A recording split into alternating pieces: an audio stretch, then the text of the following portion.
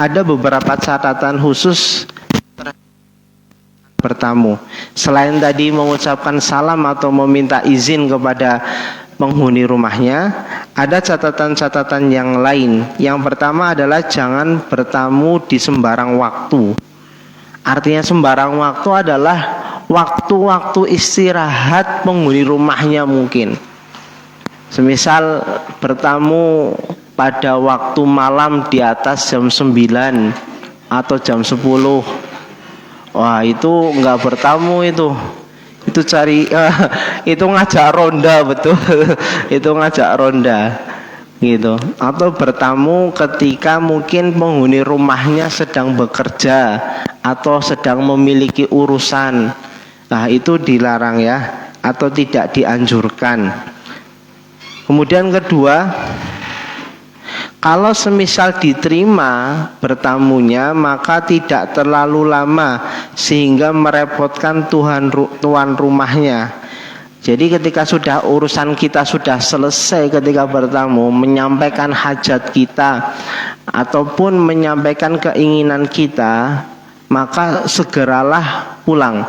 Karena bisa jadi kita tidak tahu ya, tuan rumah atau orang yang kita tamu itu merasa nyaman atau enggak. Berbeda kalau semisal kita sudah biasa tamu itu kan di rumah tersebut.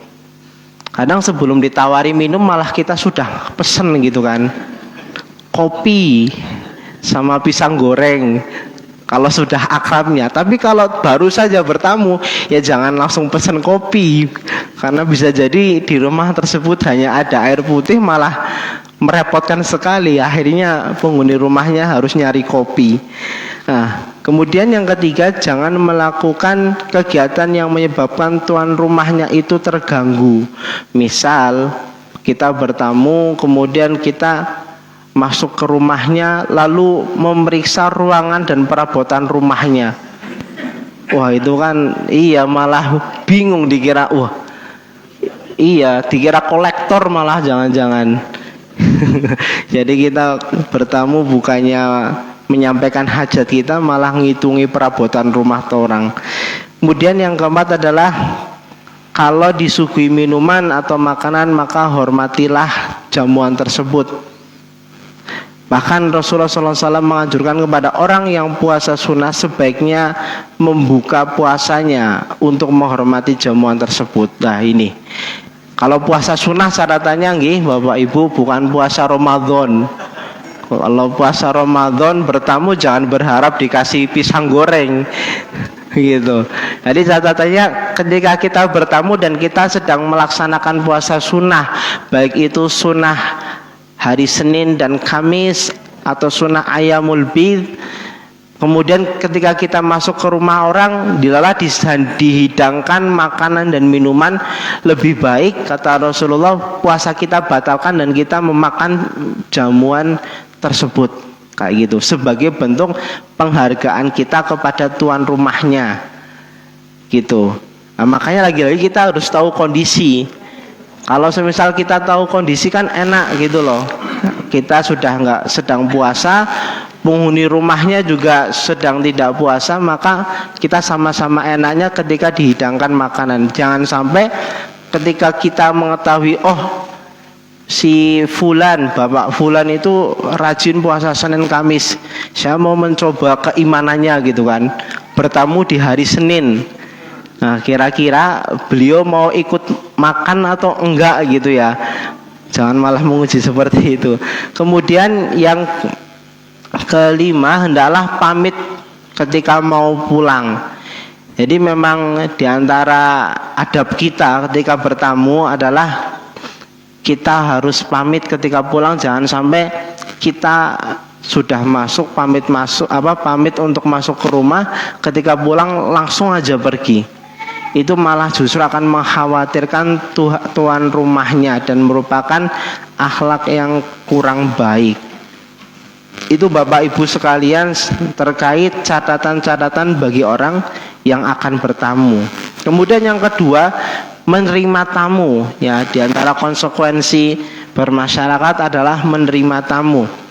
Menerima dan memuliakan tamu itu tanpa membeda-bedakan status sosial, itu merupakan perbuatan yang sangat terpuji. Baik itu yang bertamu adalah mungkin pedagang, baik itu yang bertamu adalah tukang becak, atau yang bertamu adalah Pak Bupati, itu lebih baiknya disamakan. Cuman di masyarakat itu jelas berbeda kadang-kadang antara yang bertamu tetangga dengan yang bertamu pejabat, gitu kan. Apalagi yang bukan bertamu adalah presiden. 1 bulan sebelum presiden datang biasanya sudah masak-masak itu. Gitu. Nah, dalam Islam sebenarnya untuk urusan bertamu, urusan pribadi ya, menerima kunjungan orang itu lebih baiknya tidak membeda-bedakan status sosial. Apakah itu tetangga, apakah itu teman, yang temannya itu pekerjaannya sederhana ataupun pekerjaannya pangkatnya tinggi, itu lebih baik disamakan. Dalam hal ini Rasulullah pun mengaitkan menerima tamu dengan salah satu hadis yang mungkin panjenengan semuanya sudah sering mendengar hadis ini. Rasulullah bersabda, "Man kana yu'minu billahi wal yaumil akhir falyaqul khairan aw liyasmut." Barang siapa yang mengakui atau yang beriman kepada Allah dan hari akhir, maka berkatalah dengan perkataan yang baik, kalau tidak bisa diam. Wa man kana yu'minu billahi wal yaumil akhir falyukrim jarahu. Barang siapa yang beriman kepada Allah dan hari akhir, maka hendaklah ia memuliakan tetangganya. Wa man kana yu'minu billahi wal yaumil akhir falyukrim dhaifahu. Dan barang siapa yang beriman kepada Allah dan hari akhir, maka hendaklah ia memuliakan tamunya. Bapak Ibu sekalian yang insyaallah dirahmati oleh Allah, memuliakan tamu itu bisa kita lakukan dengan banyak hal. Ya, pertama mungkin dengan mengucapkan ucapan yang manis atau ucapan yang baik kepada tamunya, mempersilahkan duduk. Lalu tadi memberikan setidaknya minum yang kita miliki. Kalau ternyata minum kita di rumah itu lebih dari air putih, bolehlah ditawarkan mau teh atau kopi. Yang parahnya tiba-tiba tamunya minta jus jeruk kayak gitu, malah bingung yang nawari kayak gitu. Tapi kita makanya kadang-kadang kan ada tamu yang kalau suka bercanda gitu ya, suka bercanda, ditawarinya apa malah mintanya apa gitu loh. Nah, lebih baiknya ketika kita memiliki itu minuman atau persediaan makanan, kita tawarkan nih sebagaimana yang disukai oleh tamunya. Gitu, biar tamunya itu merasa nyaman ketika datang ke rumah kita. Dan ketika orang bertamu itu ada batasan juga tinggal di rumah orang tersebut. Dalam sebuah hadis diinformasikan bahwa ketika ada seorang yang habis melakukan perjalanan jauh dan dia akan bertamu, maka penghuni rumah itu wajib untuk menjamunya dan juga memberikan tempat tinggal untuk menginap sementara. Dan batasannya menurut hadis informasi Rasulullah itu 3 hari. Sebagaimana Rasulullah SAW itu bersabda, "Adhiyafatu thalathatu ayyam." Menjamu tamu itu hanya 3 hari batasan waktunya. Wa jaizatuhu yaumun wailatun. Dan menjamunya itu yang dispesialkan adalah di hari pertamanya saja. Wa ma anfaqa alaihi ba'da dzalika fahuwa shadaqah. Dan apa yang diberikan kepada orang tersebut setelah hari pertamanya adalah bagian dari sedekah yang diberikan oleh tuan rumahnya. Wala yahillu lahu an yaswiya indahu hatta yukhrijahu. Dan orang yang bertamu tidak diperkenankan tinggal di rumah orang itu lebih dari 3 hari itu, kecuali memang ada kepentingan atau ada sesuatu yang ingin dibahas dengan orang tersebut. dan sudah ada mungkin kesepakatan itu diperbolehkan. Tapi seyogianya sebagaimana kisah para sahabat Rasulullah ketika dahulu datang dari Mekah ke Madinah, kaum muhajirin ini umumnya mereka ketika bertamu di rumahnya orang-orang Ansor itu batasan maksimal itu 3 hari. Ketika sudah 3 hari di rumah A, sahabat A, maka akan berpindah ke sahabat yang lain atau akan berpindah untuk melanjutkan perjalanannya. Seperti itu. Maka kita mungkin pernah mendengar satu kisah yang sering diulang-ulang terkait bagaimana sikapnya para sahabat atau akhlaknya para sahabat yang luar biasa dalam menjamu tamu. Ketika itu datang sahabat Rasulullah SAW dari Mekah ke Madinah di malam hari. Sesampainya di Madinah, sahabat ini belum makan, belum berberes atau bekalnya itu habis. Lalu oleh Rasulullah SAW diajaklah sahabat ini ke rumahnya, ke rumah Rasulullah. Sesamanya di rumah Rasulullah, Rasulullah bertanya kepada istrinya Aisyah radhiyallahu anha, "Wahai istriku, di rumah itu masih ada makanan apa? Saya membawa tamu nih dari Madinah yang perlu kita jamu." Qadarullahnya pada malam itu di rumahnya Rasulullah itu makanan sudah habis. Maksudnya habis itu tidak ada lagi stok makanan yang siap santap atau siap saji. Maka akhirnya Rasulullah membawa sahabat ini datang ke masjid untuk sholat isya. Tidak jadi dijamu rumahnya Rasulullah SAW. Pada sholat isya, Rasulullah itu mengumumkan kepada para sahabatnya, "Wahai para sahabatku, saya memiliki tamu nih dari Madinah. Siapakah di antara kalian yang ingin menjamunya atau memberikan penghormatan yang terbaik?" Lalu ada sahabat yang mengangkatkan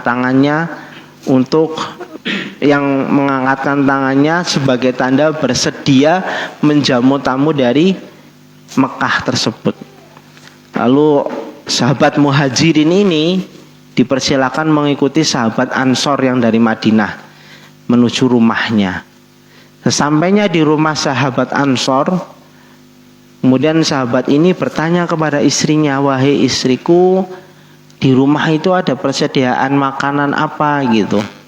Lalu istrinya menjawab, "Di rumah ada jatah makan malam, tapi hanya 1 porsi dan itu disediakan untuk siapa? Anaknya. Karena anaknya belum makan. Dan jelalah anaknya itu masih kecil." Maka sahabat Ansor ini bilang ke istrinya, "Untuk malam hari ini anak kita bahasanya makannya ditunda dulu saja ya. Mohon minta tolong untuk bahasa Jawanya itu dikeloni biar tidur gitu. Jadi nggak lapar." Iya seperti itu. Jadi istrinya itu ngeloni anaknya biar anaknya lupa lapar gitu loh. Lupa lapar sehingga nggak makan. Beneran istrinya melakukan itu, dan 1 porsi ini menarik sekali pada akhirnya dihidangkan kepada sahabat muhajirin, dan cara menghidangkannya pun pakai tekniknya itu diceritakan dalam sebuah riwayat. Kalau kita mungkin di sekarang malam hari lampu nyala dan kelihatan makanannya apa gitu kan yang akan dimakan. Ketika itu cara menghidangkannya adalah dengan karena cuma ada 1 porsi nih, jadi istrinya itu juga pintar. Jadi sengaja ketika itu malam hari penerangan lampu, bukan lampu ya, ketika itu api itu sengaja dimatikan.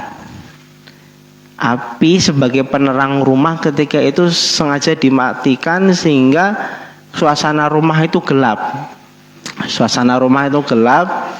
Makanya makanannya itu kan nggak kelihatan. Lah istri ini membawa 2 piring ke ruang tamu. Piring yang pertama yang ada makanannya diberikan kepada sahabat yang dari Mekah, muhajirin itu. Lah piring satunya yang kosong, yang hanya sumak dengan sendok, itu diberikan kepada suaminya. Jadi mungkin Bapak Ibu bisa membayangkan ketika petang-petang, iya, ada 2 piring itu isinya, pinter banget ngakalinya itu kan. Yang ada makanannya diberikan ke sahabat yang dari Mekah itu, lah yang kosong ini diberikan kepada sahabat Ansor atau sahabat yang dari Madinah. Kemudian diperkenankan atau dipersilakan untuk makan. Lah akhirnya sahabat yang dari Mekah itu ya langsung makan dengan makanan yang ada di piring tersebut. Lah yang sahabat Madinah untuk memuliakan tamu itu pura-pura makan dengan membunyikan sendoknya. Iya, itu bagian dari menghormati tamunya, luar biasa sekali. Sampai diriwayatkan dalam sebuah hadis oleh Rasulullah. Dan Rasulullah menyebutkan, selamat, engkau termasuk orang yang beruntung ketika pagi harinya. Rasulullah itu tahu kejadian itu.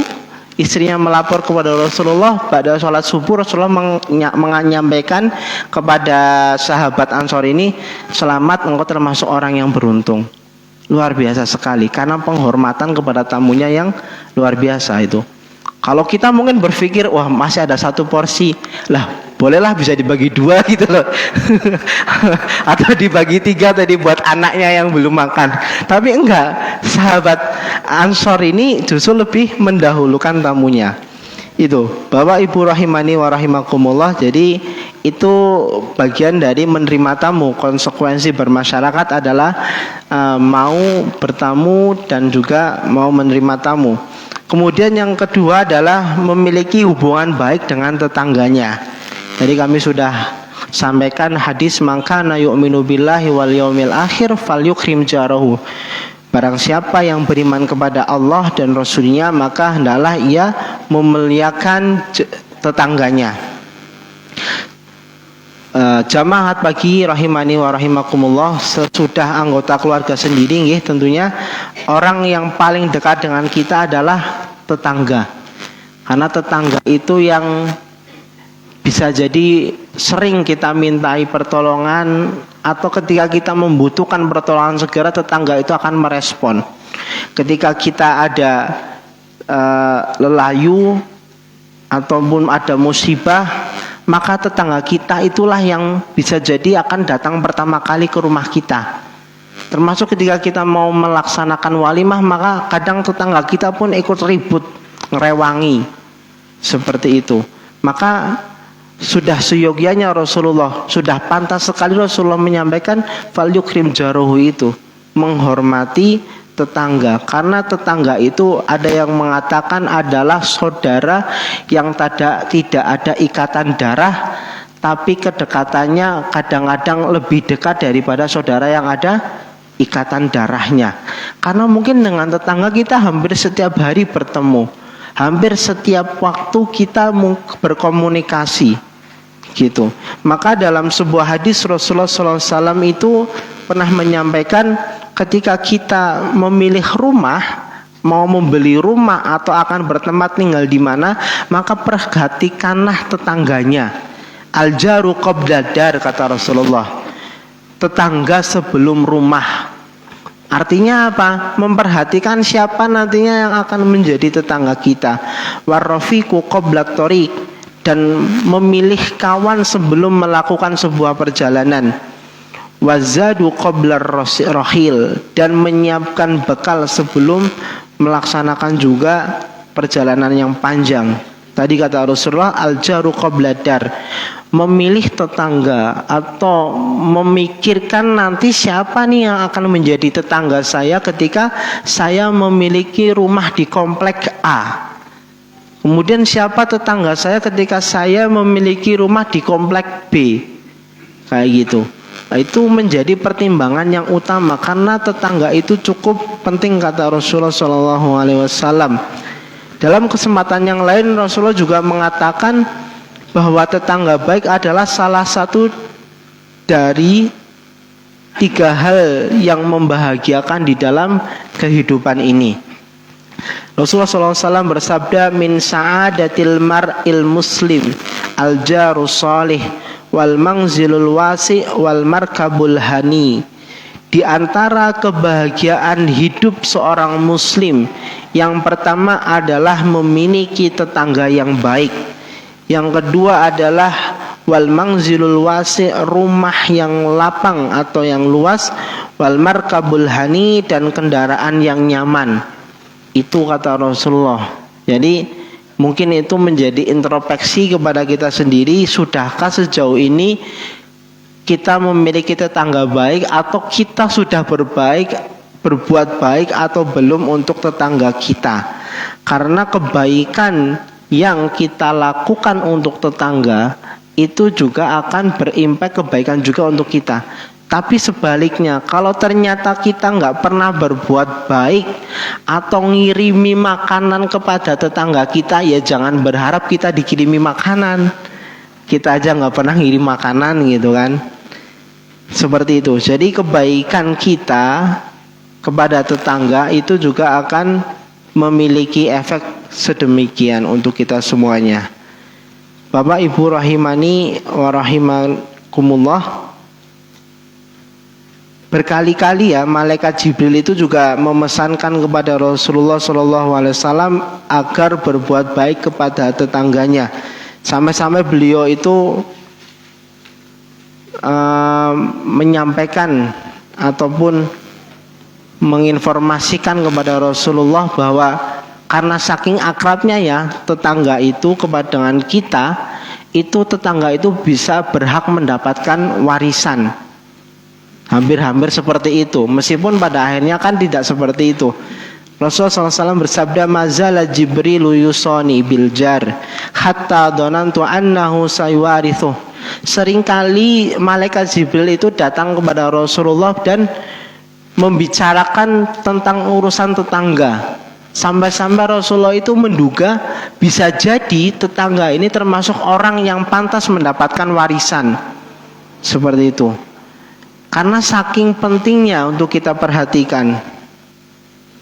Kemudian dalam hadis yang lain juga Rasulullah SAW itu bersabda, wallahi la yu'min, wallahi la yu'min, demi Allah tidaklah beriman. Sampai Rasulullah itu mengucapkannya 3 kali, wallahi la yu'min, wallahi la yu'min, wallahi la yu'min. Kilamannya Rasulullah, lalu para sahabat yang berada di sekitar Rasulullah mengatakan, siapakah orang tersebut Rasulullah yang kau katakan tidak beriman? Qala alladzi la ya'manu jaruhu bawa'iqahu, yaitu adalah orang yang membuat tetangganya tidak merasa aman dari keburukan-keburukannya. Artinya apa? Ketika kita sering membuat onar, membuat keributan yang membuat tetangga kita itu tidak nyaman, itu sampai ada ancaman wallahi la yu'min, kata Rasulullah. Ancaman dipertanyakan tentang keimanan orang tersebut. Jamaah ahad pagi rahimani wa rahimakumullah, bentuk hubungan baik dengan tetangga kita adalah tadi kita memiliki tutur kata yang baik, kemudian juga tidak mengganggu kenyamanannya. Jangan sampai kebiasaan yang mungkin kita senangi membuat tetangga kita itu kurang tentram atau nyaman. Misalnya, ini mohon maaf nih Bapak Ibu, ketika kita senang nyetel TV atau nyetel MP3 di rumah, beberapa orang kan saking senengnya nyetel MP3, baik itu lagu pop atau lagu dangdut, kadang soundnya itu ngalahi ketika ada acara walimahan, dan itu bisa jadi setiap hari gitu loh. Nah tetangganya yang nggak suka musik dangdut atau musik pop kan otomatis merasa terganggu. Wah, si Fulan kayaknya nggak ada acara apa-apa di rumahnya, kok kayak lagi konser gitu loh. Nah itu juga harus diperhatikan terkait kenyamanannya itu. Kemudian juga tidak membuang sampah sembarangan di rumah tetangga gitu, sehingga membuat kotor halaman tetangga kita. Karena mayoritas mungkin di lingkungan kita kan rumah kita dengan rumah tetangga kita tuh hampir benar-benar bersebelahan banget gitu, tanpa adanya pembatas ataupun pagar. Berbeda mungkin di kota-kota besar yang rumahnya itu berpagar tinggi ataupun berpagar yang sampai nggak kelihatan dari luar. Itu juga bisa jadi nggak tahu tetangganya siapa. Tapi kalau di kampung kan umumnya kita tahu tetangganya siapa, keluarganya siapa saja, asalnya dari mana, kayak gitu. Maka menjaga kebersihan antara satu dengan yang lainnya. Kemudian tadi tidak menyakiti tetangga baik dengan ucapan atau sikap kita yang membuat tetangga kita itu tidak nyaman. Gitu. Itu bagian dari penghormatan kepada tetangga. Sampai di antara penghormatannya itu adalah ketika kita memasak sesuatu, maka tetangga kalau bisa ya diberi sedikit dari masakannya. Semisalnya saja Rasulullah SAW itu pernah bersabda, idza tobahta maraqatan fa'akthir ma'aha. Jika engkau memasak gulai, kata Rasulullah, maka perbanyaklah airnya. Tsumangdur ahla baitin min jiranika. Kemudian perhatikanlah tetanggamu. Fa'asibhum minha bima'ruf. Dan berilah mereka sepantasnya. Ya gitu. Jadi kalau kita masak gulai atau masak sayur, kemudian yang aromanya itu bisa menggoda orang yang lewat atau menggoda tetangganya, maka lebih baik perbanyaklah airnya. Kemudian tetangga kita ya diberikan sedikit, jangan cuma airnya tapi ya ditambahi wortelnya, kobisnya, ayamnya kalau ada gitu loh. Jangan sampai baunya semripit nopo semerbak, tetangganya batin, tetangga saya masak apa ya, kayaknya enak banget gitu. Landilalah nggak diberi masakannya, malah diberi sampahnya. Itu malah lebih batin lagi. Wah, laris ini ternyata, sampai tetangganya nggak kebagian. Nah, itu Bapak Ibu sekalian. Jadi yang pertama tadi urusan memperhatikan tetangga ketika kita memiliki tetangga. Kemudian yang ketiga, mungkin tiga saja, hubungan baik dengan masyarakat adalah melaksanakan kewajiban sosial masyarakat muslim. Sebagaimana mungkin beberapa waktu lalu kita pernah menyinggung terkait hak sesama muslim. Dalam sebuah hadis Rasulullah SAW bersabda, hakul muslimi alal muslimi khamsun. Hak seorang muslim terhadap muslim yang lainnya itu ada 5. Raddus salami wa iyadatul maridi wa tiba'ul janaizi wa ijabatud da'wati wa tashmitul atis. Raddus salam yaitu membalas salam atau menjawab salam, wa iyadatul maridi yaitu menjenguk orang sakit, wattiba'ul janaizi mengiringi jenazah, wa ijabatud da'wati dan memenuhi undangan, wa tashmitul atis dan mendoakan orang yang bersin. Itu diantara hak-hak sesama muslim ketika kita berumah tangga, bermasyarakat. Selain itu juga bertoleransi agama terhadap tetangga kita yang non muslim. Karena bisa jadi tetangga kita itu tidak semuanya muslim, ada juga yang non muslim. Nah, toleransinya ketika kepada orang yang non muslim itu ya kita bergaul atau berkomunikasi, bersosial sewajarnya saja, sebagaimana umumnya orang berkomunikasi atau bergaul itu. Tidak menjustifikasi bahwa kamu berbeda agama maka kamu sesat dan masuk neraka.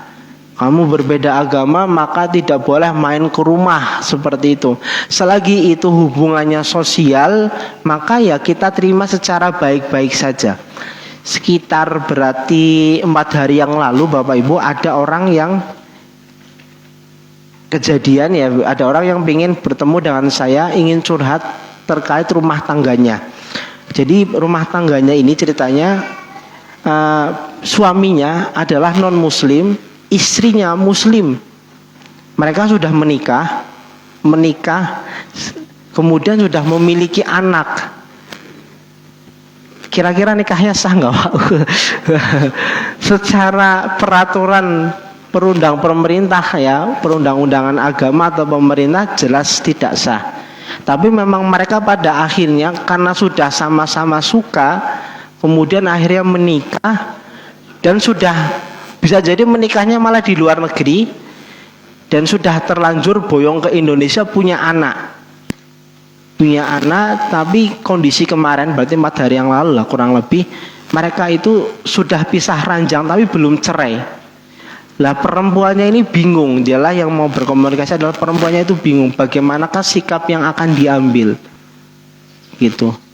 Kira-kira pripun Bapak Ibu? Sudah punya anak 1, dilalah suaminya non, ya, kemudian istrinya itu muslimah. Kalau panjenengan diminta saran gitu, kira-kira gimana?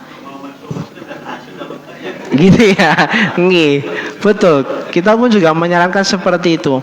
Lebih baik suaminya ditawarkan dulu untuk menjadi muslim atau bersahadat.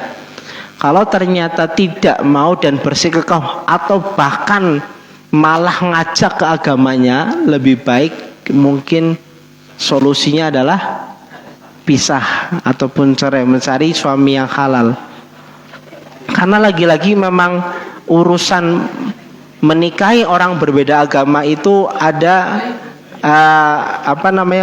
ketegasan dari Allah Subhanahu wa taala. Wala tunkihul musyrikati hatta yu'min, kata Allah Subhanahu wa taala, dan janganlah engkau menikahi orang-orang musyrik sampai dia itu benar-benar beriman. Wala amanatun mu'minatun khairun, kata Allah. Ya, orang budak muslimah atau budak muslim yang engkau nikahi itu lebih baik daripada orang kaya pejabat tinggi non muslim yang engkau nikahi. Lah itu adalah seperti itu kejadiannya. Kembali lagi tadi ke toleransi beragama. Artinya ketika kita bermasyarakat dan kita memiliki teman yang non Islam atau non Muslim, maka ya kita toleransi apa adanya gitu kan. Sebagaimana dalam surat Al-Kafirun lakum dinukum waliyadin, untukmu agamamu, untukku juga agamaku. Saya punya agama Islam dengan peraturan seperti ini, kamu juga punya peraturan. Ketika itu hubungannya hanya sebatas sosial, maka kita hubungannya biasa-biasa saja, tidak perlu tegas-tegasan. Tapi kalau sudah menyangkut urusan akidah, maka kita harus bertegas bahwa yang saya sembah adalah Allah dan yang engkau sembah adalah Allah, gitu kan. Seperti itu harus jelas dan harus tegas. Jangan sampai toleransinya juga kebablasan. Misal hari raya Idul Fitri kan sering banyak syukuran nih, kita ngundang mereka, yuk kita pesta bareng Idul Fitri nih. Lalu pas Natal kita juga ikut datang ke gereja mereka. Wah, itu kebablasan menurut saya.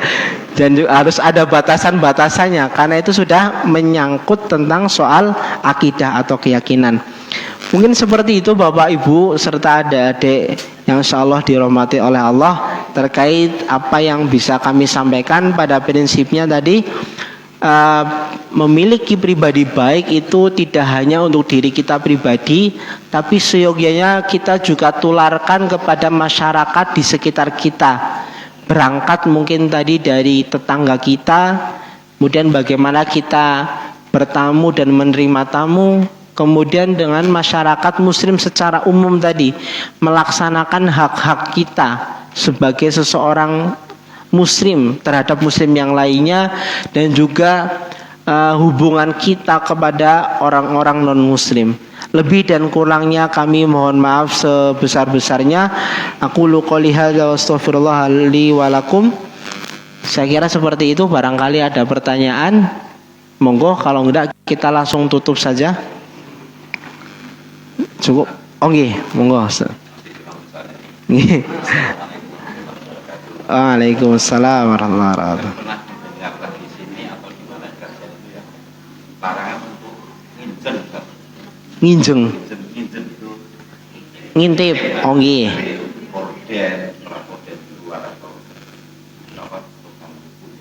Misalkan mungkin yang pemilik rumah itu bisa boleh mencoloknya. Satu.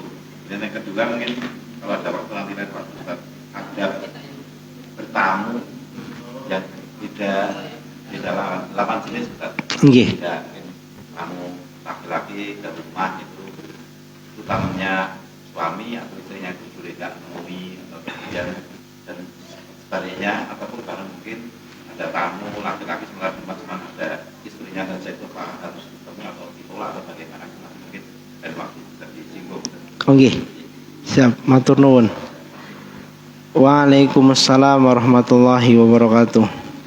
Iya, betul, memang ada larangan ketika seseorang itu mau bertamu, kemudian salam tadi ya, salam, jalan nggak dijawab-jawab. Naluri orang itu kadang-kadang kalau nggak ngintip dari jendela, dari kunci pintu ini kok nggih. Saking kreatif memastikan sebenarnya rumah ini ada penghuninya atau enggak sih gitu loh. Sebenarnya penghuni rumah ini ada penghuninya atau enggak sih. Lah itu Bapak sudah diingatkan oleh Rasulullah SAW dalam sebuah hadisnya ya.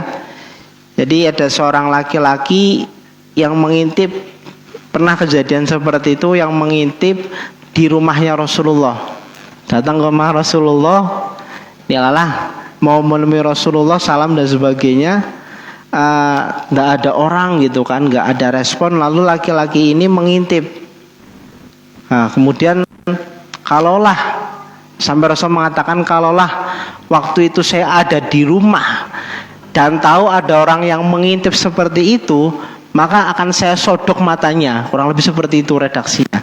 Artinya apa? Mengintip itu merupakan perbuatan yang kurang baik dan harus dihindari karena kurang sopan. Jadi mengintip itu sama saja mengulik-ngulik privasi penghuni rumahnya.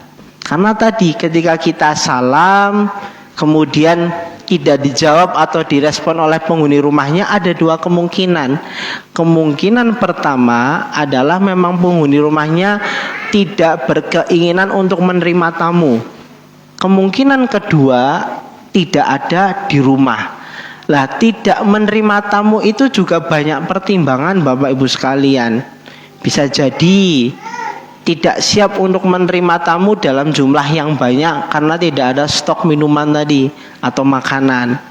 Bisa jadi tadi seperti yang disampaikan bahwa untuk menghindari fitnah, semisal yang ada di rumah itu hanya ibu-ibu, kemudian ini ada tamu orang asing yang tidak dikenal atau tamu yang itu adalah tamunya bapak dan sama sekali kita tidak mengenalnya, ibunya itu ya, dan tidak ada urusan terhadap orang tersebut, maka seorang ibu atau seorang perempuan itu berhak untuk menolaknya dengan tidak membuka pintu. Atau ketika ia pun membuka pintu, maka disampaikan, mohon maaf bapak sedang tidak ada di rumah, maka dengan berat hati belum bisa menerima tamu. Itu juga lebih baik seperti itu. Maka tamu seharusnya kalau sudah disampaikan seperti itu harus langsung pergi. Jangan sampai malah ya udahlah kita nongkrong aja nunggu suaminya pulang. Wah, itu malah repot sekali gitu kan. Lah, sebenarnya perempuan-perempuan yang bisa jadi nggak mau menyampaikan secara langsung di depan, itu khawatirnya terjadi seperti itu. Karena memang ada orang-orang yang sengaja memiliki karakter seperti itu, seperti halnya pinjol Bapak Ibu sekalian. Panjenengan atas pinjol. Jadi karyawan pinjol ini pinjaman online, ketika nagih kepada orang itu totalitas banget kadang-kadang. Datang ke rumahnya menemui si Fulan, kemudian Fulan tidak ada di rumah nih, maka ditanya kira-kira di rumahnya jam berapa ya. Kalau penghuni rumah mengatakan mungkin jam 5 sore baru di rumah, lah pinjol ini jam 5 sore datang lagi ke rumah itu atau menunggu sampai jam 5 sore. Ini kejadian juga di PUTM, dilalah ya Bapak Ibu, ada mahasiswa yang pinjol. Iya pinjol. Ada karyawan pinjol itu datang ke kampus menanyakan nama mahasiswa ini. Betul, ini mahasiswa yang dulu pernah kuliah di sini, tapi sekarang mahasiswa ini sudah pergi keluar daerah, baru pinjol ini ikut pergi. Kalau pinjol ini dilalah meragukan, bisa jadi pinjol ini akan mengulik terus di situ, itu untuk menagih. Karena kadang kan virus pinjaman online itu merebak di mana-mana, Bapak Ibu. Anak-anak yang masih muda, semoga ini enggak ya, kalau ini di pondok nggak megang HP aman. Kalau mahasiswa yang megang HP, ketika mereka membutuhkan uang, salah satu alternatif atau solusi yang pingin cepat cair uangnya adalah dengan pinjol ini. Cukup memfotokan KTP, kemudian mengirimkan foto KTP-nya, cair itu uang yang diinginkan. Itu mudahnya pinjol. Lah kalau tidak bisa nyaur dalam bentuk online, maka karyawan pinjol ini akan langsung datang menemui alamat rumahnya atau alamat domisili yang sedang ia tinggal. Seperti itu. Lah maka orang yang ditamui orang-orang seperti itu memang lebih baik nggak usah dibuka pintunya sih kalau pinjol itu.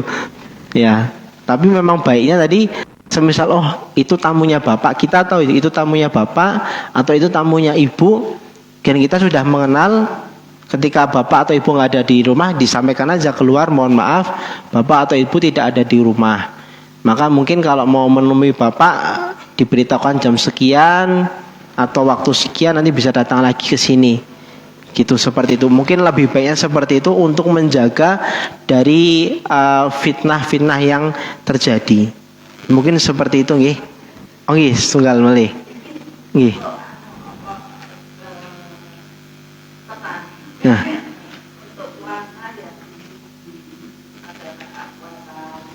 Nggih. Nggih.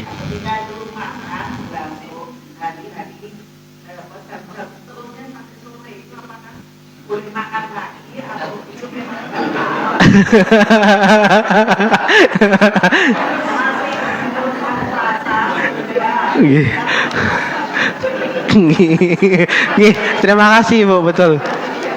Maksudnya untuk ikut menjamu tamu dan makan dengan tamu itu artinya memang diminta membatalkan puasa sunnahnya.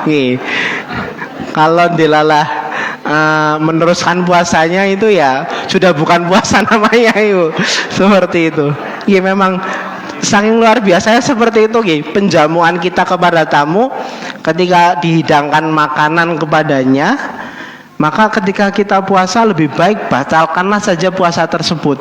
Itu karena anjuran Rasulullah biar sama-sama ada kenyamanan, baik kenyamanan yang dirasakan oleh orang yang bertamu atau orang yang menerima tamu tersebut, gitu. Dan ya puasanya diganti lain waktu lagi Bu, di hari yang lainnya. Seperti itu nggih. Saya kira seperti itu. Mohon maaf atau jika ada perkataan-perkataan yang kurang tepat atau yang salah, lebih dan kurangnya kami mohon maaf. Aqulu qouli hadza wa astaghfirullah li wa lakum. Wassalamualaikum warahmatullahi wabarakatuh.